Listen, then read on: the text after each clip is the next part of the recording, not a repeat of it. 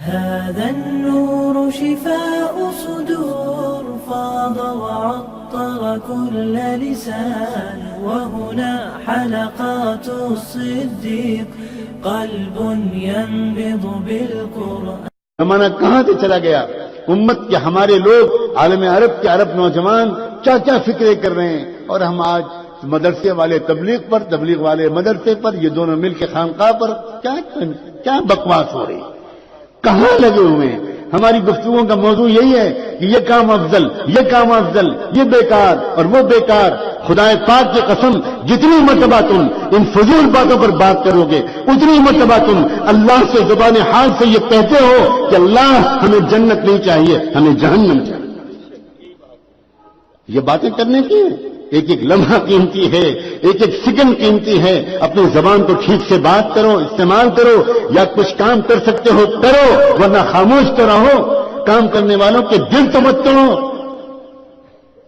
جانتے ہو کہ جو علماء کتابیں لکھتے ہیں، جو علماء فتوے لکھتے ہیں، جو علماء قرآن اور بخاری کا درس دیتے ہیں، انہوں نے اپنی جوانیوں کی بہترین راتیں، تم تو اپنی بیویوں سے لطف اندوز ہوا کرتے تھے، اور وہ نوجوان علماء اپنی جوانیوں کی بہترین راتوں کو کتابوں کے ساتھ گزارتے تھے.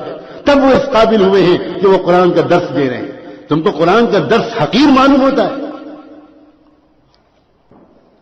جہالت کی انتہا ہے.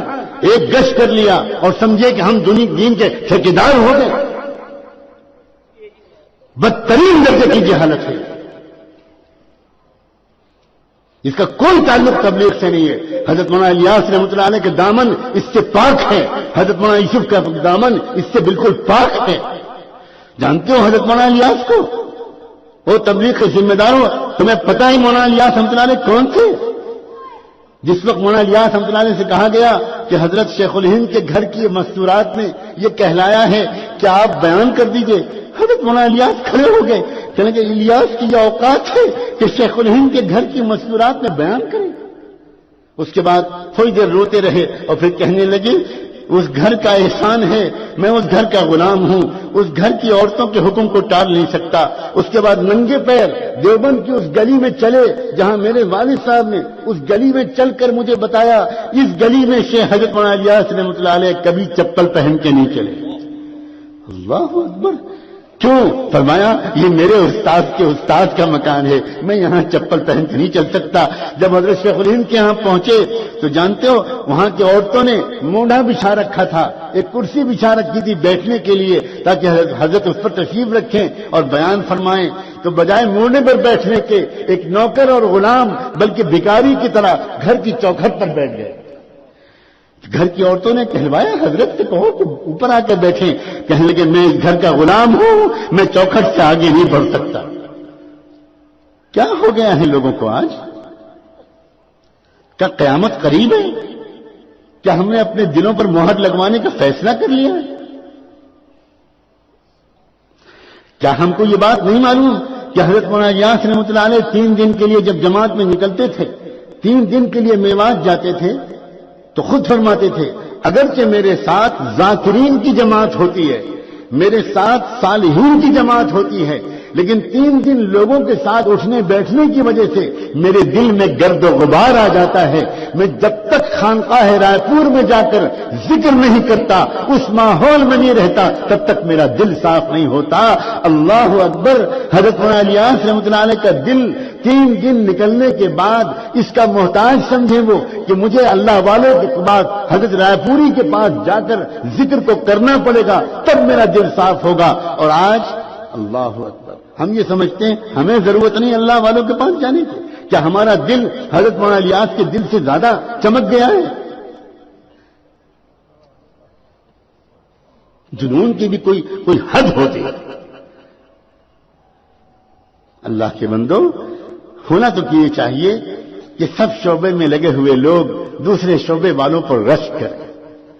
ہونا تو یہ چاہیے کہ علم والے ذکر والوں سے کہیں آپ کتنے خوش نصیب ہیں، آپ کتنے خوش نصیب ہیں کیا آپ تو گھنٹوں اللہ کی یاد میں ڈوبتے ہیں، آپ کو اللہ سے رابطہ ہو جاتا ہے، آپ کی تو ہر دھڑکن سے اللہ اللہ کی آواز آتی ہے۔ ہم لوگ تو مسئلے مسائل پڑھانے میں لگے رہتے ہیں، کتابیں پڑھانے میں لگے رہتے ہیں، آپ ہمارے لیے دعا کر دیں۔ اس کے جواب میں ذکر والوں کو علم والوں سے کہنا چاہیے، یہ علم والوں سے کہنا چاہیے کہ کیسی بات کر رہے ہیں آپ تو امت کے اور قرآن اور رسول کے درمیان ترجمان ہیں۔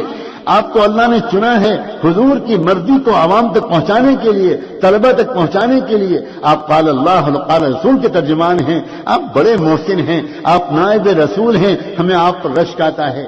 اور ہونا تو یہ چاہیے کہ یہ دونوں مل کر دعوت والوں سے کہیں کیا آپ کا نصیب ہے، آپ کتنے پیارے ہو، اپنی جان مان لے کر آپ نکلتے ہو اللہ کے راستے میں، آپ گشت کرتے ہو، آپ کو لوگ جھلکتے ہیں، آپ کا لوگ مذاق اڑاتے ہیں، آپ کا لوگ دل توڑتے ہیں، آپ برا نہیں مانتے، آپ ان کے لیے دعا کرتے ہیں، آپ تشکیلیں کرتے ہو، آپ ملکوں پھرتے ہو، آپ بہت اونچا کام کر رہے ہو، ہمارے لیے دعا کرتے رہا کرو، ہم بہت محتاج ہیں۔ اور دعوت والے پلٹ کر علم اور ذکر والوں سے یہ کہیں حضرت یہ آپ کیا فرما رہے ہیں، آپ کا مقام، آپ بہت اونچا کام کر رہے ہیں، آپ تو علماء ورثۃ الانبیاء، آپ تو انبیاء علیہ السلام کے وارث ہیں، ہم تو بہت معمولی لوگ ہیں، یہ تو غنیمت ہو گیا کیونکہ کلمہ نماز کو سیکھنے کا راستہ ہمارے لیے بھی نکل آیا۔ کاش کہ دین کے مختلف شعبوں میں لگے ہوئے لوگ اپنے کو چھوٹا اور دوسرے کو بڑا سمجھ رہے ہوتے تو پھر اللہ کی نگاہ میں سب بڑے ہو جاتے۔